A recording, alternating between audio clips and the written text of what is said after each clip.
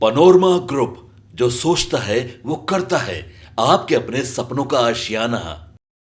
स्वतंत्रता दिवस के लिए देश भर में तैयारियां चल रही हैं।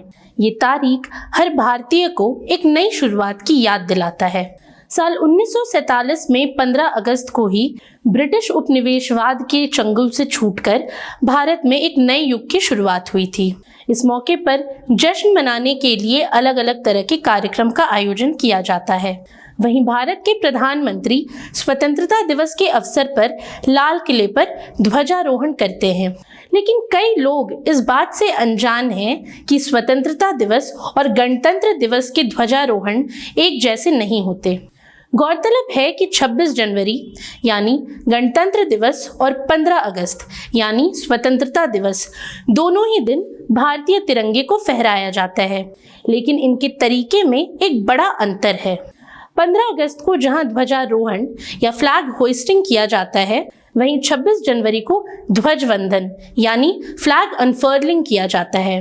और आज की इस वीडियो में हम आपको बताएंगे कि ध्वजारोहण और ध्वज वंदन में क्या अंतर होता है। दरअसल स्वतंत्रता दिवस पर राष्ट्रीय ध्वज को एक रस्सी की मदद से धीरे धीरे ऊपर की ओर खींचकर ध्वज दंड के शीर्ष पर ले जाना और फिर उसे वहां स्थापित करना, उसे ध्वजारोहण कहते हैं। राष्ट्रीय ध्वज फहराने से पहले उसे बांधकर ध्वज दंड पर रखा जाता है। जब प्रधानमंत्री राष्ट्रीय ध्वज फहराने के लिए डोरी को खींचते हैं तो पहले तिरंगा ऊपर उठता है और फिर उसे फहराया जाता है। इसे ध्वजारोहण या फ्लैग होइस्टिंग कहा जाता है। स्वतंत्रता दिवस के अवसर पर ध्वजारोहण देश की आजादी के लिए संघर्ष और विजय का एक प्रतीक है। वहीं गणतंत्र दिवस पर झंडा फहराने से पहले उसे बांधकर ध्वज दंड के शीर्ष पर बांध दिया जाता है। जब राष्ट्रपति डोरी खींचते हैं तो वह फहरने लगता है और इसे ही ध्वज वंदन या फ्लैग अनफर्लिंग कहा जाता है। गणतंत्र दिवस पर यह एक प्रक्रिया इस बात का प्रतीक है कि भारत एक स्वतंत्र राष्ट्र के रूप में खुद को स्थापित कर चुका है और इसमें स्थिरता और स्थायित्व का भाव होता है, जो भारत के गणराज्य के रूप में एक परिपक्व होने का प्रतीक है। इसके अलावा स्वतंत्रता दिवस और गणतंत्र दिवस पर झंडा फहराने की जगह और शख्स में भी एक फर्क होता है।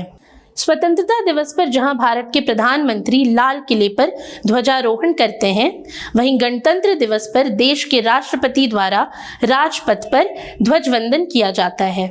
अब ऐसे में सवाल ये उठता है कि प्रधानमंत्री ही ध्वजारोहण क्यों करते हैं। दरअसल जब देश साल 1947 में आजाद हुआ था, तब भारत का कोई आधिकारिक राष्ट्रपति नहीं था। उस वक्त लॉर्ड माउंटबैटन भारत के गवर्नर थे और जवाहरलाल नेहरू को भारत का प्रधानमंत्री चुना गया था।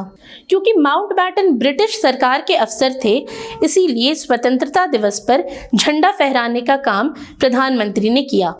तब से भारत के प्रधानमंत्री ही 15 अगस्त को लाल किले पर ध्वजारोहण करते आ रहे हैं। अब गौरतलब है कि राजनीति में प्रतीकों का बहुत महत्व होता है।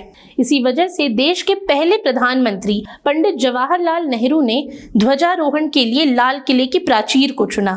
दिल्ली में स्थित लाल किला मुगल सम्राट शाहजहां ने अपनी राजधानी शाहजहानाबाद के महल के रूप में बनवाया था।